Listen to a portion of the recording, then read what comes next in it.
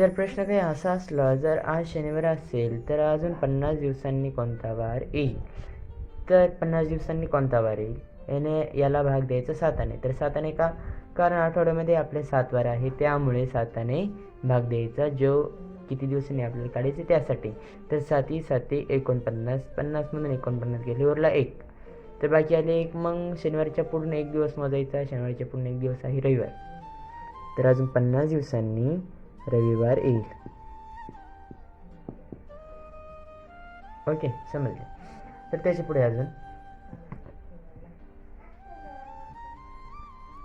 जर आपल्याला सांगितलं गेले की अजून 21 दिवसांनी कोणता वार येईल, तर 7नेच भाग द्यायचं कॉमन. तर 7ने डायरेक्टली भाग द्यायला. 7 21, बाकी 0 मग बाकी जेव्हा 0 येतील तर जो वार असेल त्याच वारी तो वार येणार. म्हणजे आज शनिवार आहे तर शनिवारच अजून 21 दिवसांनी येणार. आता आपल्याला 66 दिवसांनी कोणता वार येईल हे काढायचं आहे. तर 7 आणि 66ला भाग द्यायचा. 7 1 7 7 7च्या पाड्यामध्ये 66 नाही, मग 66च्या पेक्षा छोटी संख्या कोणची? 63. 7 9 63. उरलं किती? 3. आता शनिवारपासून 3 दिवस मोजायचे. शनिवारच्या पुढून रविवार, सोमवार आणि मंगळवार. तर 3 दिवसांनी मंगळवार राहील.